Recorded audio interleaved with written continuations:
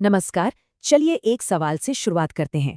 क्या कभी सोचा है कि हमारे समाज में कुछ लोगों को दूसरों से ऊंचा या नीचा क्यों समझा जाता है?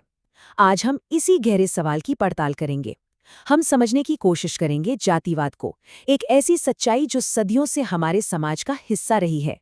तो आज के इस सफर में हम 5 जरूरी पड़ावों से गुजरेंगे। सबसे पहले हम समझेंगे कि आखिर ये जातिवाद है क्या। फिर इसकी जड़ों तक जाएंगे, यानी इसके इतिहास को देखेंगे। उसके बाद समाज पर इसके असर को जानेंगे और फिर देखेंगे कि हमारा कानून और संविधान इस बारे में क्या कहता है। और हाँ, आखिर में हम सब मिलकर समानता के समाधान पर भी नजर डालेंगे। तो चलिए फिर इस बड़ी पहेली का पहला टुकड़ा उठाते हैं। जब हम जातिवाद शब्द सुनते हैं तो इसका असल में मतलब क्या है? इसे बहुत आसान भाषा में समझते हैं। जातिवाद वो सोच है, वो नजरिया है जिससे कोई इंसान इंसान नहीं बल्कि सिर्फ अपनी जाति का एक हिस्सा बनकर रह जाता है। ये सिर्फ एक ख्याल नहीं है, बल्कि एक ऐसा बर्ताव है जो समाज के बीच में भेदभाव की दीवारें खड़ी कर देता है। पता है, इसकी जड़ें एक ऐसी व्यवस्था से जुड़ी हैं जो शायद अच्छे इरादे से शुरू हुई थी, वर्ण व्यवस्था, जिसे समाज को चलाने के लिए एक टूल की तरह बनाया गया था। पर समय के साथ यही टूल एक हथियार बन गया जो भेदभाव फैलाने लगा। कितनी अजीब बात है ना कि जो व्यवस्था काम के आधार पर बनी थी वो बाद में भेदभाव का जरिया बन गई। अच्छा, ये जो बदलाव था ये रातों रात तो नहीं हुआ। इसकी एक पूरी कहानी है जो इतिहास के पन्नों में कहीं छिपी है। चलिए थोड़ा सा टाइम में पीछे चलते हैं और देखते हैं कि ये सब शुरू कैसे हुआ। तो प्राचीन समाज की कल्पना कीजिए। ये समाज 4 मुख्य खंभों पर टिका था। ब्राह्मण, जिनका काम ज्ञान और शिक्षा देना था। क्षत्रिय, जो अपनी ताकत से समाज की रक्षा करते थे। वैश्य, जो व्यापार और खेतीबाड़ी से देश को चलाते थे। और शूद्र, जो अपनी सेवा से समाज को व्यवस्थित रखते थे। और यहीं पर कहानी में एक बहुत बड़ा मोड़ आता है, वो मोड़ जिसने सब कुछ बदल दिया। जो व्यवस्था पहले कर्म पर आधारित थी वो अब जन्म का बंधन बन गई। मतलब आपका काम नहीं बल्कि आपका जन्म ये तय करने लगा कि समाज में आपकी जगह क्या होगी। और बस यहीं से असमानता की वो बीज बोए गए जिनकी कड़वी फसल हम आज भी काट रहे हैं। तो सोचिए, जब समाज की नींव ही जन्म पर टिक गई तो इसका असर कितना गहरा हुआ होगा। इसके जो नतीजे निकले वो बहुत दुखद थे। इसने समाज को टुकड़ों में बांट दिया, गहरी खाइयां बना दी। कुछ लोगों के लिए शिक्षा और रोजगार के दरवाजे मानो बंद ही हो गए। छुआछूत जैसी अमानवीय प्रथाओं ने जन्म लिया और लोगों के बीच में, दिलों में एक दूसरे के लिए दूरियां और तनाव पैदा हो गया।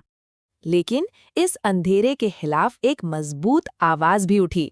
चलिए अब देखते हैं कि कानून और हमारे संविधान ने इस लड़ाई में क्या भूमिका निभाई।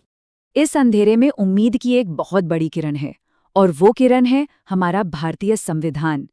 ये वो किताब है जो साफ साफ कहती है कि कानून की नज़रों में हर नागरिक बराबर है, चाहे वो किसी भी जाति, धर्म या लिंग का हो। समानता की लड़ाई में ये हमारा सबसे बड़ा और मजबूत हथियार है।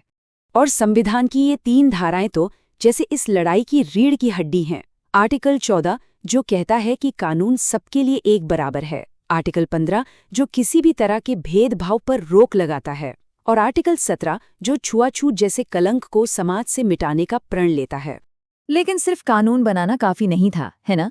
उन लोगों को सहारा देना भी तो जरूरी था जो सदियों से इस दौड़ में पीछे धकेल दिए गए थे।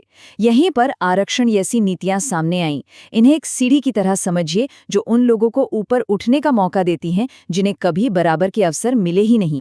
कानून बन गए, नीतियां भी आ गईं, पर सवाल ये है कि क्या सिर्फ कानून से दिल बदल सकते हैं? सच्ची समानता के लिए तो हमें एक सामाजिक क्रांति की जरूरत है। तो हम ये बदलाव लाएंगे कैसे? इसका जवाब शायद इन 4 कदमों में छिपा है। पहला, शिक्षा और जागरूकता का दिया जलाना होगा। दूसरा, हमें अपने दिलों में समानता का भाव जगाना होगा।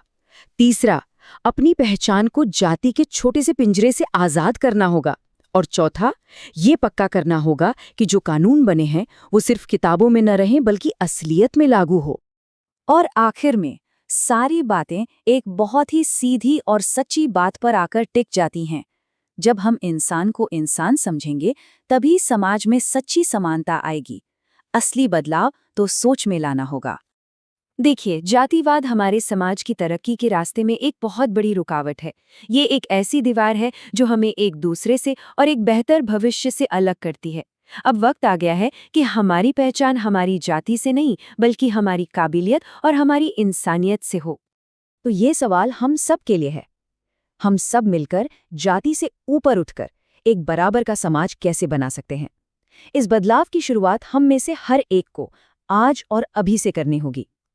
चलिए एक ऐसे समाज की नींव रखें जहां हर इंसान की पहचान सिर्फ उसकी इंसानियत हो,